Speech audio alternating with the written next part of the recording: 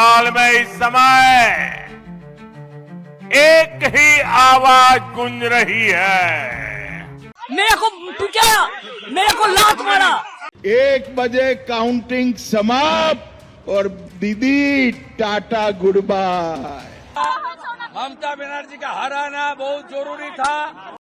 नमस्कार, आप देख रहे हैं डेली हिंट। मैं हूं त्रिलोक कुमार। आज बात पश्चिम बंगाल की, जहां एक चुनावी नतीजे ने सिर्फ सरकार नहीं बदली बल्कि पूरे राजनीतिक संतुलन को हिला दिया है।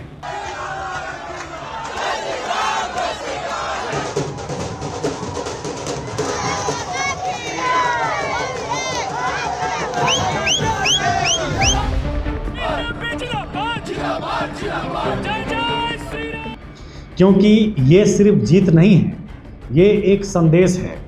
और सवाल ये है, क्या ये संदेश जनता ने दिया है या सिस्टम ने तैयार किया है? पश्चिम बंगाल में पहली बार भारतीय जनता पार्टी पूर्ण बहुमत के साथ सत्ता में आती दिख रही है। ये बहुत जरूरी था। ममता बनर्जी का हराना बहुत जरूरी था। ममता बनर्जी का राजनीतिक संन्यास अभी हो गया है। 21 में नंदीग्राम में हारी, इस बार हार गया। इस बार भी हारा 15,000 से ज्यादा वोट से। 206 सीटें बीजेपी के खाते में और ममता बनर्जी की तृणमूल कांग्रेस सिर्फ 80 सीटों तक सिमट गई है। लेकिन सबसे बड़ा राजनीतिक झटका, मुख्यमंत्री ममता बनर्जी अपनी ही सीट भवानीपुर से हार गई। मेरे को पिटाया, मेरे को लात मारा। सीसीटीवी ऑफ कर दिया। हमारा एक एजेंट को घुसने नहीं दिया। हमको भी, हम 5 मिनट के लिए घुसा था। मैंने रिक्वेस्ट किया था कि हमारा एजेंट को घुसने दीजिए। DO assured me they will be allowed after that he is not available. और उन्हें हराया शुवेंदु अधिकारी ने 15,000 से ज़्यादा वोटों के अंतर से। यानी बंगाल की सबसे मजबूत नेता अपनी ही गढ़ में ढह गई। लेकिन कहानी यहीं ख़त्म नहीं होती। ममता बनर्जी ने सीधा आरोप लगाया, वोट लूट हुई है। ये देखिए, ये पश्चिम बंगाल के स्ट्रांग रूम की तस्वीरें हैं जो आपको स्क्रीन पर नजर आ रही है।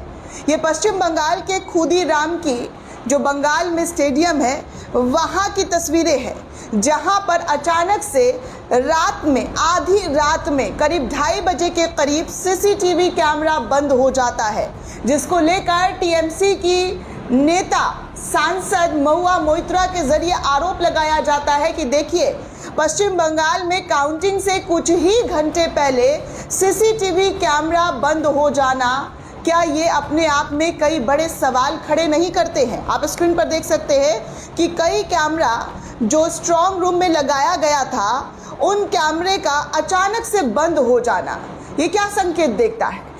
चुनाव आयोग ने केंद्र के साथ मिलकर काम किया है। ये जीत अनैतिक है। আমাদের লড়াইটা বিজেপির সাথে ছিল না, আমাদের লড়তে হয়েছে ভিলেন ইলেকশন কমিশন।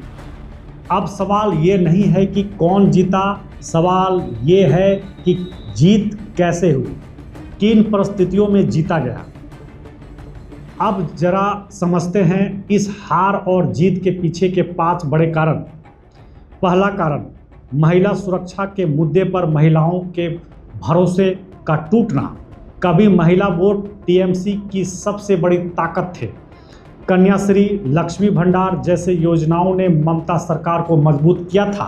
लेकिन इस बार जमीन पर एक अलग ही डर दिखा। आरजीकर जैसे मामलों ने महिलाओं के बीच असुरक्षा का माहौल बना दिया। सवाल उठने लगा, क्या विकास से पहले सुरक्षा जरूरी हो गई? और अगर जवाब हाँ है तो वोट उसी हिसाब से बदले। दूसरा कारण, एसआईआर फैक्टर, लोकतंत्र या डेटा इंजीनियरिंग। इस चुनाव का सबसे विवादित पहलू, 90 लाख से ज़्यादा नाम मतदाता सूची से हटाए गए। बीजेपी का दावा फर्जी वोट हटे हैं, लेकिन विपक्ष का आरोप है वोटर ही गायब कर दिए गए। अगर वैध वोटर हटे तो ये लोकतंत्र पर सवाल है, और अगर फर्जी हटे हैं तो ये सिस्टम की सफाई है। लेकिन सच क्या है यह जानना जरूरी है। यही सबसे बड़ी अनुत्तरित सवाल है। तीसरा कारण भ्रष्टाचार और प्रशासन के प्रति जनता का आक्रोश, silent anger. Cut money syndicate, स्थानीय स्तर पर कथित भ्रष्टाचार का दबाव, ये बातें नई नहीं थी, लेकिन इस बार ये मुद्दे बन गए। 2016 और 2021 में टीएमसी इन आरोपों से बच गई थी, लेकिन 2026 में जनता ने इन आरोपों को नज़रअंदाज नहीं किया, बल्कि निर्णय बना दिया। चौथा कारण हिंदू वोटों का ध्रुवीकरण, द बिग शिफ्ट। बंगाल की राजनीति में एक बड़ा बदलाव हिंदू वोट का स्पष्ट ध्रुवीकरण था। जहां मुस्लिम वोट लंबे समय से टीएमसी के साथ रहे, वहीं इस बार हिंदू वोट एकजुट होकर बीजेपी का तरफ गए। शुभेंदु अधिकारी ने जीत के बाद कहा यह हिंदुत्व की जीत है। सवाल, क्या ये वैचारिक जीत है या चुनावी रणनीति का सफलता? पांचवां कारण केंद्रीय बल, सुरक्षा या संतुलन बदलना। इस चुनाव में 2,40,000 से ज़्यादा केंद्रीय सुरक्षाकर्मी तैनात किए गए। इतिहास में पहली बार इतना बड़ा डिप्लॉयमेंट। एक पक्ष कहता है चुनाव शांतिपूर्ण हुआ, लोग बिना डर के वोट कर पाए। दूसरा पक्ष कहता है राज्य सरकार का प्रभाव खत्म कर दिया गया। और यही वो बिंदु है जहां से नैरेटिव बदलता है। तो अब सबसे बड़ा सवाल, क्या यह चुनाव पूरी तरह निष्पक्ष था? क्या ये परिणाम जनता की स्वतंत्र पसंद है या फिर एक ऐसा चुनाव जहां परिस्थितियां पहले से तय थी? अगर ये जनादेश है तो ये सिर्फ सरकार बदलने का नहीं, पूरा सिस्टम बदलने का संकेत है। अगर ये सिस्टम का असर है तो ये लोकतंत्र के भविष्य पर सवाल है। और आखिर में ममता बनर्जी कहती हैं हम वापसी करेंगे, लेकिन सवाल ये है क्या वापसी की जमीन बची है या बंगाल की राजनीति अब एक नए युग में प्रवेश कर चुकी है? क्योंकि ये सिर्फ एक चुनाव नहीं था, ये एक पैटर्न भी हो सकता है।